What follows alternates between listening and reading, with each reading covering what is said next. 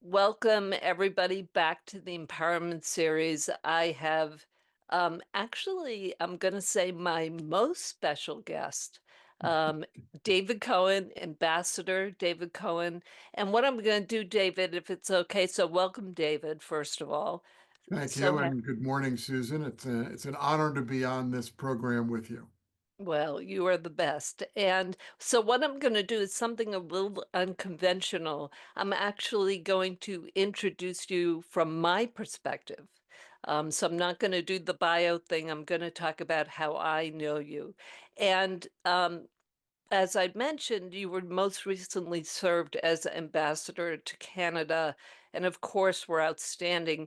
But actually, my question, as you know, is going to be about how you bet on yourself. But actually, David, if you remember, and I know you do, you bet on me when you were chief of staff to Ed Rendell, and you made me your deputy chief of staff. You kind of changed my life.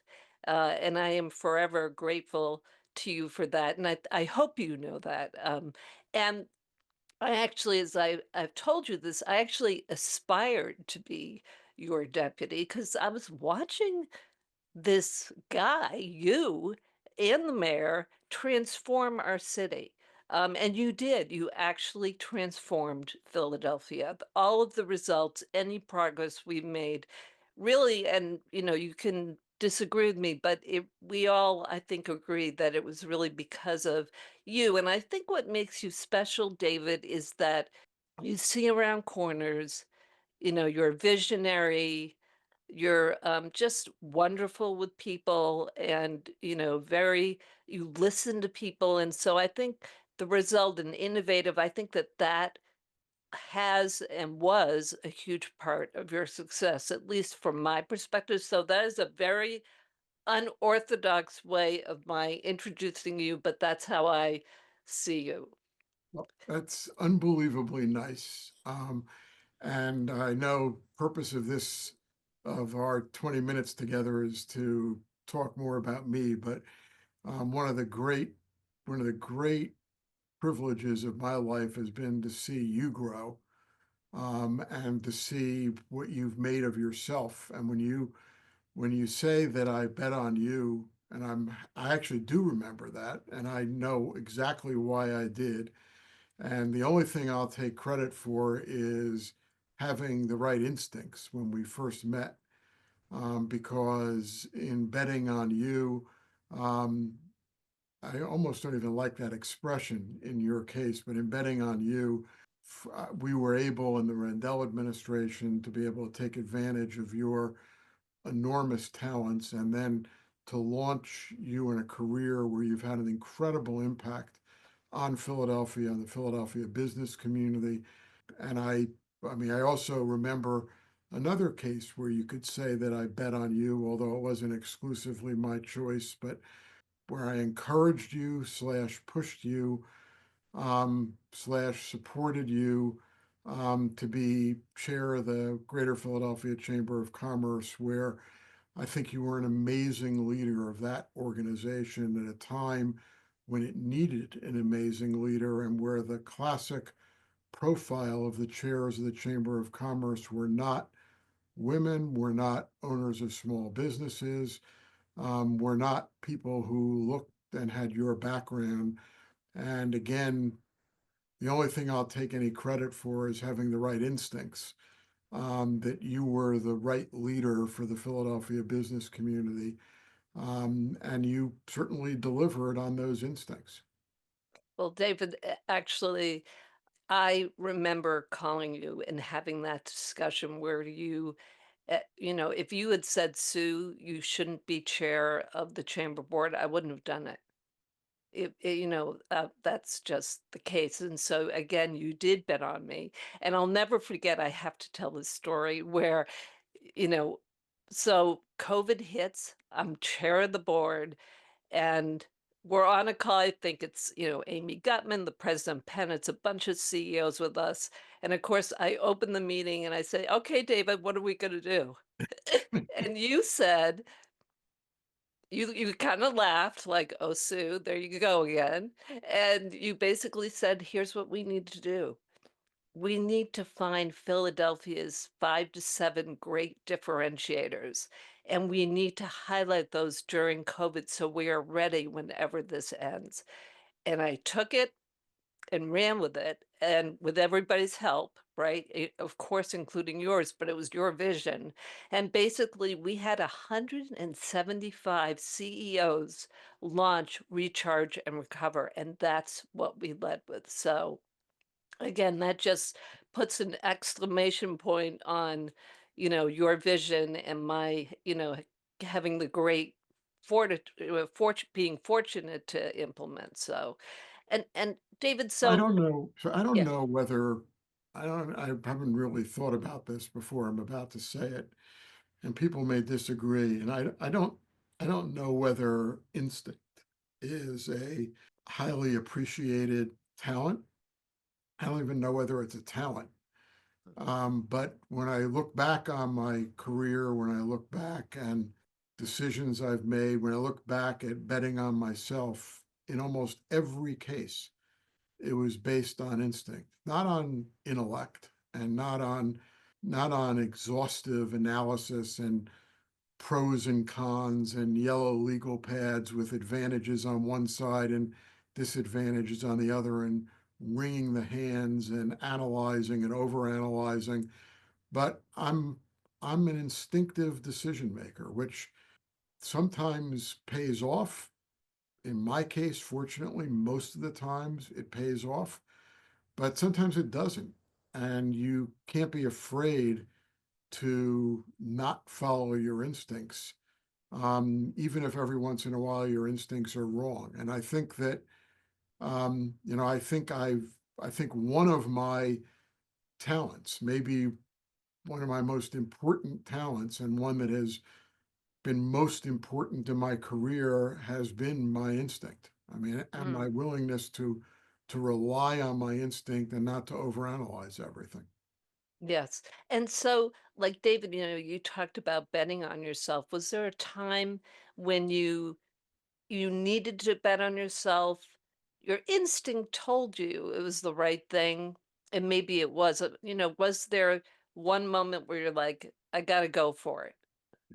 So there actually was, even though there are lots of micro examples of this over the course of my career. I've had a fantastic career with multiple different opportunities that require different decision points. And even within particular jobs, I've had to make decisions that involved betting on myself or on my team or on my company or something.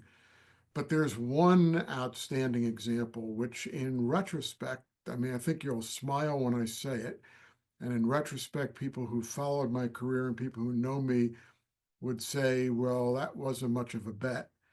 But the bet was when I decided to go into the city government, which was not my plan. I mean, I was involved in the campaign. I was running Ed's campaign, not as a campaign professional, but as Ed Rendell's best friend, as somebody who he had 100% confidence in, who had 100% loyalty to him, to his vision for the city.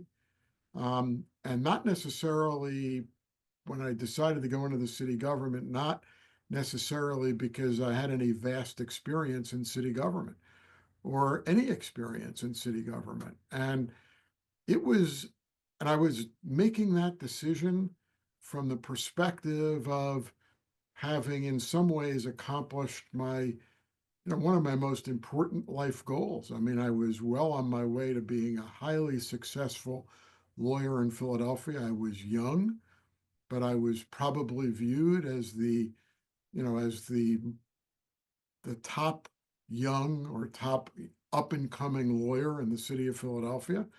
I was at a great firm with great friends. I was being compensated more money than I ever thought I was going to make, as a result of that. And as a result of my practice, I had developed an enormous client base. And going into the city meant giving all that up, giving up my clients, turning them all over to other people, hitting the pause button in my career, if not the reset button in my career. And it was a decision that when I told some of my best friends about it, when I told my parents about it, it was all, are you crazy? What are you doing? Right. I mean, what is the benefit of this in terms of your career and in terms of what you've laid out? And I said this at the time, and I think a couple of reporters sort of looked at me quizzically when I said it. It's not like I had a lifelong desire for public service. I mean, that came later. Frankly, it came as a result of my decision to serve as Ed Rendell's chief of staff. That's where I fell in love with public service. So it's not like I was scratching an itch that I'd had for 10 years or 15 years or 20 years. I was like tearing up my career, effectively starting all over and going into a morass, a place where people thought you couldn't make a Mhm. difference. That Right. was such a bureaucratic mess. And it's funny because one of my continuing pieces of advice to young people, to colleagues, people more senior than me today, continues to be to focus on that which you can change, the places where you can make a difference. Don't fixate on things where you can't have an effect, where whatever you do isn't going to make a difference. And under that model, I never should have taken that job because why in the world did I think that David Cohen, a 36-year-old, inexperienced, young, successful lawyer, could make a difference in the bureaucracy that was the city of Philadelphia, that was more known for eating people alive than the other way around? And I did make a huge bet on myself in the sense that I could make a difference, which is the reason I did this. I mean, I said, and Ed knew I wasn't going into the city government. My goal, this will people watching this, most of them won't remember this, but my goal was to be the Howard Gittes of the Rendell administration. Howard was a senior partner at Wolf Block. He Mm. was Bill Greene's best friend and mentor and supporter. And he never went into the government, but he was always Bill Greene's first call and last call when Bill Greene was mayor. And when you went to a meeting in City Hall on something important or central, you could count on the fact that Howard Gittes would be in the room and he would have the last voice. And that, if I had a vision at the time, my vision was to be Ed Rendell's Howard Gittes. And Ed knew that and was happy about that and was thrilled I was willing to devote the time to doing that. But actually going into the city government is not something that I was thinking about doing. And as I was making the decision, talk about drinking the Kool-Aid after years, and it was more than just the campaign. It was really 4 years going back to 1987 when I first worked with Ed in a campaign, of listening to Ed, of believing in his vision, of believing in the impact that one person could have on the psyche of a city and on the direction of a city.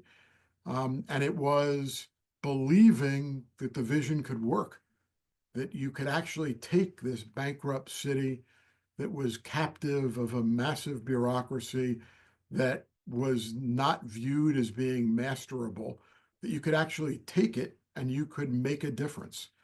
And that was the bet that I was making on myself, that I I could love it. figure out a way to do that. And as I said, people And, will, yeah, and I was just gonna say that, it's never been about you, you just talked about you and Ed and how he actually bet on you, you bet on him. He was very persuasive, so thank you to our former mayor and governor for convincing you to take that position. And also, one example, and there are many, but this one's legendary, is that you and Ed every Thursday morning would go upstairs and meet with council president. because you were both smart enough. Tuesday mornings. Tuesday, all right. And and so but basically that's part you realized right away. First, it was a respect thing because that's who you are and that's who Ed is. And you were basically saying to the council president, we're partners. And also, it was an important recognition of this is how you're going to move mountains to make Philadelphia better. Yeah. And it's been modeled ever since then. But that's So, just one of hundreds, right, of examples, David. I so mean, here's like a dirty little secret on that. And you've got to give John Street credit here too, that it was my idea to meet weekly with John Street, which Ed was happy to do and John was happy to do. As originally laid out, John John said, you talked about respect, that I'll come to the mayor's office. By the way, we did these early morning, which was more John Street's schedule than Ed Rendell's schedule. So it was 7 a.m. meetings. And and you don't sleep, by the the way. right. Well, I said Ed was a night person, John was an early morning person, and I burned the candle at both ends. I could deal with John at 5 a.m. and with Ed at 2 a.m. And somehow that all hung together. Um, but the first meeting or two was actually in Ed's office. And the problem was, and John would come to the office and he would be on time. And I would be in the office and I would be on time. And the problem is, Ed was never on time. And he Right, certainly wasn't on time for a 7 a.m. meeting. right. And so John said to me privately, he said, so look, I'm happy to come here. I mean, I'm the one who suggested it, but if I'm just going to sit around the office waiting for him for a half an hour every week, that's not very productive. Could we do this in my office? And that way, if he's late, I have the advantage of being in my office. And I said, I think that actually makes sense. Let me talk to Ed. So I talked to Ed and he laughed and he said, that's fine. So we ended up with that meeting in John Street's office because Ed was late. And it was more efficient for John to be in his office working when Ed was late. Love it. But it was an important part of the Ed Rendell John Street story. Yes. I And will say David this: Cohen. the most, and it's not just because I'm talking to you, and I already said some of this. And I'm always appreciative of the nice things that people have to say about me and my service as chief of staff. But I always make 2 points, one of which I've already made, and which you've picked up on, which is that there was never any question in my mind. There was never any question, I think, in most of our team's mind who the mayor was. Mm, Um, and I think Ed was often undercounted in terms of the intellectual brain power that he supplied for the overall work of the administration. The vision was more than the vision. It was the vision, but it was also the execution. mm, And I always bristle when I don't bristle when people say that Ed Rendell and I were responsible for turning the city around. I always worry that that's a little overstated for the second thing I'm going to say. But when people say that I was responsible for that, I bristle because mm, Ed was responsible for it. I played a supportive role. And one of the things that I am best at in my career has been to help make principals better, to help make them more effective. And I don't mind that. I mean, I am I am more than okay being a number two and being an effective and significant number two. That's a niche that I'm very comfortable with.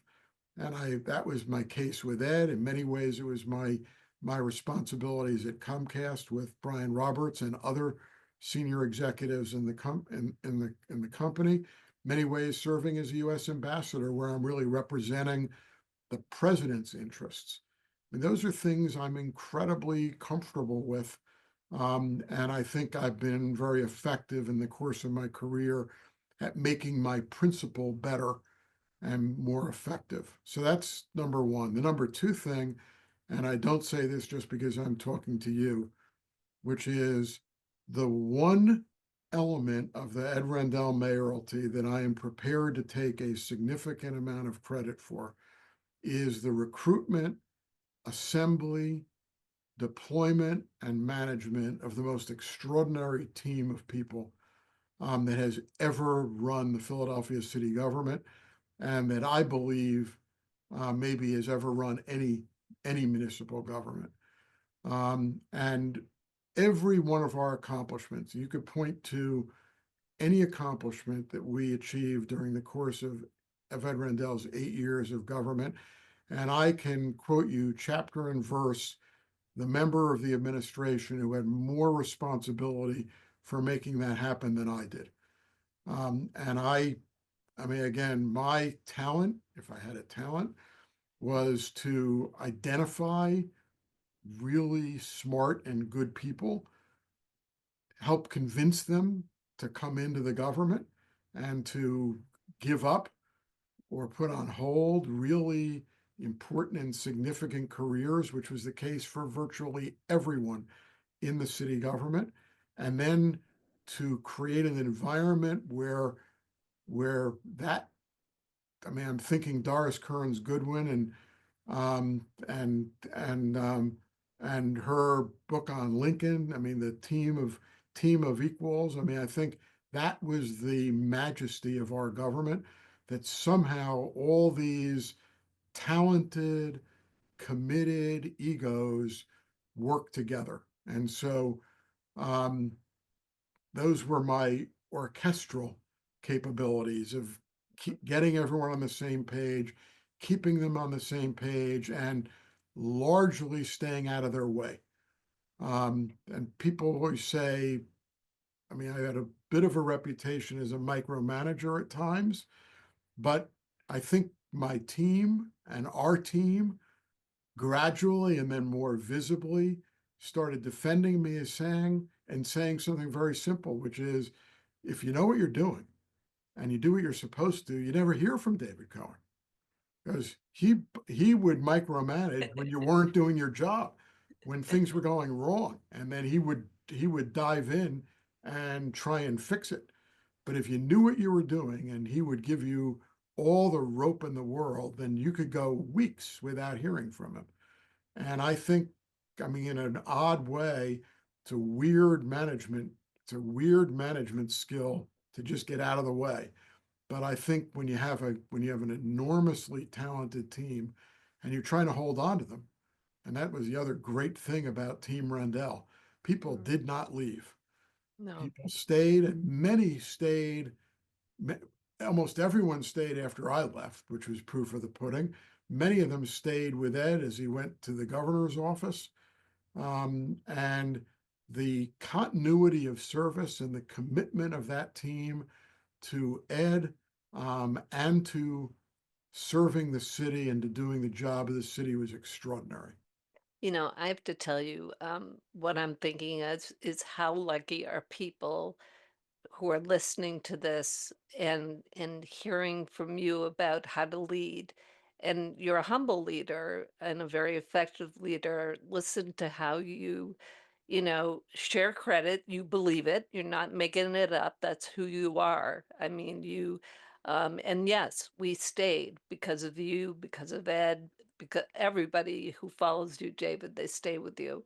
So thank you so much for giving us a look behind the curtain to what makes you what I think is one of the great, extraordinary people ever.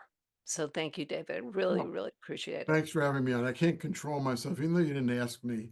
This the question that should be in your listeners' minds or viewers' minds, particularly your young viewers, is if you're going to when you hit a crossroads and you have a decision whether to bet on yourself, do you ever worry that you'll bet wrong and as a result don't jump?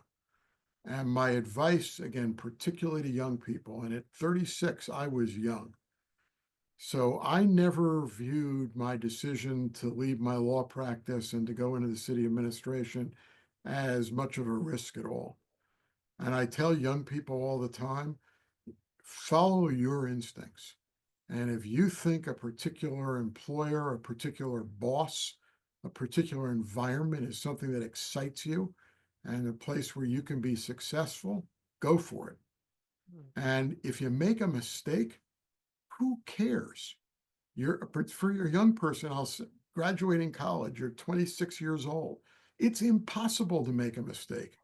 If you go someplace and you think it's the best place in the world to work and it's awful, leave. Leave. Your talent is such, you wouldn't have gotten this job if you didn't have talent. Your talent is such that you'll get another job. And don't be afraid to follow your instinct. Don't be afraid to make a mistake. If there's an opportunity you have to grow your career, to make a difference in a world that you care about, and most of the time it'll work out because you should trust your instincts. Everyone's instincts are better than they think. Um, but if it doesn't work out, it's okay. Start again. Leave and start again. And I've been lucky. I Most of my bets and my jumps, I have not had to leave and start again because it was a mistake. But I still tell people, don't be afraid to bet on yourself. Don't be afraid to to make a call that your parents think is crazy because my parents thought I was crazy. Don't be afraid to do that because the worst thing that happens is it doesn't work and you'll go somewhere else and you'll be Mm. just as successful, if not more successful, at the someplace else that you go. And so the question of betting on yourself gives me an opportunity to reinforce that message in a broader audience than my usual one-on-one mentoring of people who are thinking about what do I do for my first job, or I like my job, but I'm looking at this other opportunity and wondering whether I should do it. Those are intensely personal decisions, but my bottom lines are trust your instincts and go for it because you cannot make a mistake. Perfect. Thank you, David. You're the best. Thanks for having me.